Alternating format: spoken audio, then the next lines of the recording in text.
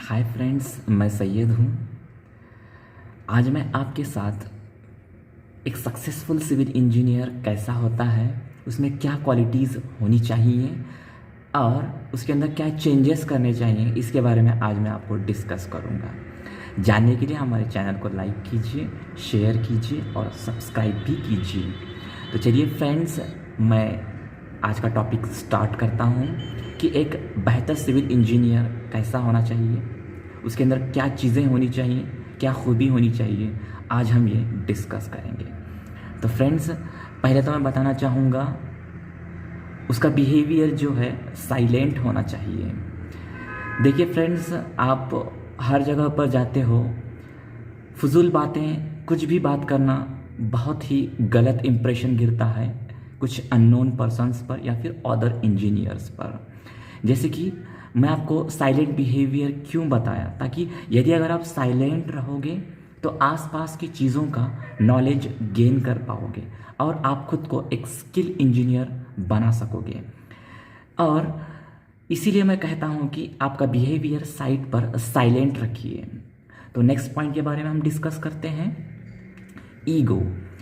Ego एक सबसे बड़ी प्रॉब्लम है। यदि अगर कुछ आप सीनियर इंजीनियर हो या फिर आप मैनेजर की लेवल के पोस्ट पर हो, तो आप में एक अलग टाइप का ईगो मतलब खुद से डेवलप हो जाता है वो।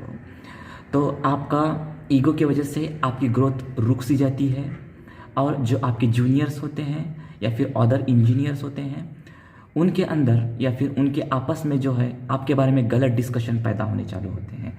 इसलिए जो आपका ईगो है ये थोड़ा सा संभाल के रखिए, इसको सबके साथ मिलजुल के रहिए, बिहेवियर एकदम साइलेंट सा रखिए। इससे आपकी बॉन्डिंग और स्ट्रांग होगी, फ्यूचर में आपको कभी प्रॉब्लम्स नहीं आएंगे। यदि अगर आप सबके साथ मिल के रहते हो तो फ्यूचर में यदि अगर कुछ प्रॉब्लम होता है तो आप दिक्कत नहीं आएगी। तो चलिए नेक्स्ट हम पार्ट जो है डिस्कस करते हैं, spending more time with skilled labours. बात को समझ रहे होंगे हम। यदि अगर आप साइट पर होते हैं, यदि अगर आप एक साइट इंजीनियर हो या फिर आप एक सिविल इंजीनियर हो, तो आपका टाइम एक स्किल पर्सन्स के साथ बिताइए। यदि अगर आप स्किल्ड पर्सन्स के साथ आपका टाइम स्पेंड करते हो तो आपको बहुत सारा नॉलेज मिलेगा। हम तो एक इंजीनियर हैं तो हमें सिर्फ हम किताबों का नॉलेज लेकर या फिर डिग्री हासिल कर कर इंजीनियर बनते हैं। जो असल वाला इंजीनियर होता है, जो साइट पर का मेसन होता है, जो कारागिर होते हैं, वो एक ओरिजिनल, उनके पास कला होती है, उनके पास कुछ टेक्निक्स होते हैं। ये चीज़ें बहुत मैटर करती हैं एक सिविल इंजीनियर को। यदि अगर ये पूरा अच्छे से आप नॉलेज गेन करोगे तो आपको पता चलेगा कि एरर कहाँ पर हो रहे हैं, प्रॉब्लम्स कहाँ पर क्रिएट हो रहे हैं। तो इसीलिए मैं कहता हूँ कि spending more time with skilled persons. Skilled person यानी कि मेसन्स हैं, इंजीनियर्स हैं, उनके साथ आप कम्युनिकेट बढ़ाइए, उनके साथ आप बातचीत कीजिए, उनके पास से नॉलेज गेन कीजिए, तभी आप एक प्रोफेशनल या फिर एक स्किल्ड इंजीनियर बन सकते हो। तो चलिए हम नेक्स्ट पॉइंट के बारे में बात करते हैं, spending more time on site. यानी कि आपका ज़्यादा से ज़्यादा समय आप साइट पर बिताइए। मैं देखिए फ्रेंड्स, आपको एक बात बताता हूँ। जो सिविल इंजीनियर होता है, कुछ इंजीनियर्स ऐसे भी होते हैं कि वो उनका खुद का जो टाइम होता है वो साइट पर नहीं बिताते और ऑफिस में ज़्यादातर टाइम बिताते हैं। तो देखिए फ्रेंड्स, यदि अगर आप साइट पर नहीं रहोगे तो आपको साइट पर क्या चल रहा है, साइट पर कैसे काम होता है, जो जूनियर्स हैं वो कैसे बातचीत करते हैं लेबर के साथ या फिर ड्राइवरों के साथ, ये सब चीज़ें आपको नहीं पता चलेंगी। और एज आप सीनियर होने के नाते से यदि अगर आप साइट पर नहीं जाते हो तो आपको नॉलेज भी नहीं मिलेगा। आप जो नीचे के लोअर क्वालिटी के बंदे हैं उनके साथ आप नहीं बात कर पाओगे। तो इसीलिए मैं कहता हूँ कि spending more time on site. यदि अगर आप साइट पर रहोगे तो बहुत सारी चीज़ें सीख सकते हो आप साइट पर रहकर। तो कामचोरपना मत कीजिए, साइट पर रुकते रहिए।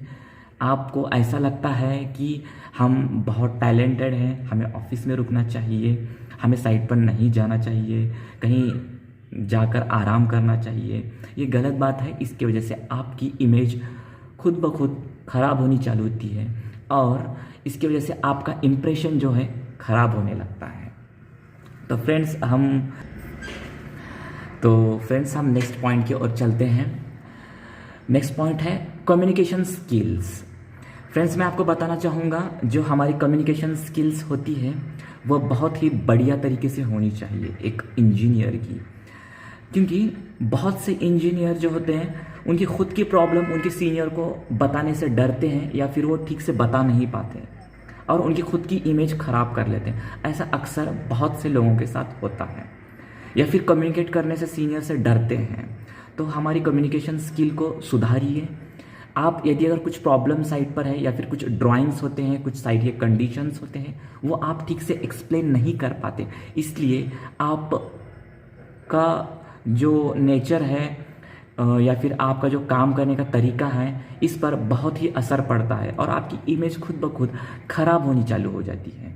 इसलिए आपकी कम्युनिकेशन स्किल है बेहतर कीजिए, अच्छे कीजिए और सीनियर के साथ जितना हो सकता है धीरे धीरे करके, यदि अगर आपकी कम्युनिकेशन स्किल आप सुधारते हो तो ये बहुत ही बढ़िया होगा और आपको फ्यूचर में भी ये इसका बेनिफिट मिलेगा।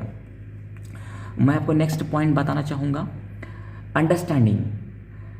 जो अंडरस्टैंडिंग होती है, यदि अगर आपका सीनियर कभी कभार आप पर गुस्सा होता है या फिर कभी कभार काम के लोड की वजह से चिल्लाता है, तो तब आप खुद को कंट्रोल में रखकर अंडरस्टैंड होना बहुत ज़रूरी है। अंडरस्टैंडिंग जो पावर होती है ये किसी में भी नहीं होती। यदि अगर आप अंडरस्टैंडिंग ना करते हुए तुरंत सामने वाले पर एकदम हावी होने के बाद या फिर गुस्सा करने लगोगे तो इसके अंदर आपकी खुद की भी इमेज खराब होगी और आप खुद को एक स्टेबल नहीं रख सकोगे। इसलिए अंडरस्टैंडिंग पावर होनी बहुत ज़रूरी है।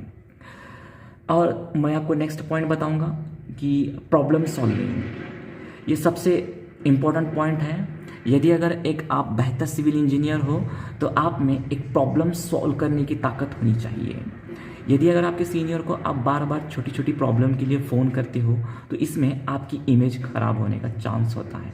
तो बेहतर है कि खुद में कुछ ऐसा डेवलप कीजिए कि आप खुद प्रॉब्लम सॉल्व करने के काबिल बन जाओ। यदि अगर कुछ साइट पर प्रॉब्लम्स होते हैं, फॉर एग्जांपल कंक्रीट के रिलेटेड, कभी कभार कंक्रीट डीले हो जाता है, कभी कभी कुछ मशीनरीज कभी कभी बंद हो जाते हैं। इसके वजह से आप खुद डिसीजन लेना सीखिए। आप डिपेंड मत रहिए सीनियर्स पर। यदि अगर आप डिपेंड रहोगे तो आपको कुछ बातें सुननी भी पड़ेंगी। बार बार फ़ोन क्यों करता है, बार बार क्यों कम्युनिकेट करता है, क्यों मुझे बार बार डिस्टर्ब करता है, ऐसे कुछ प्रॉब्लम्स डेवलप होंगे और इसमें आपका नाम खराब होगा।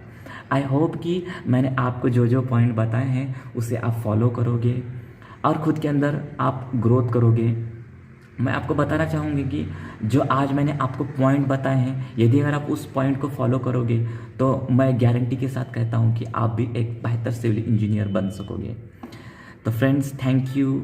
आगे भी इसी तरीके से हमारा सपोर्ट कीजिए और कुछ प्रॉब्लम होगी तो कमेंट बॉक्स में बताइए। Thank you.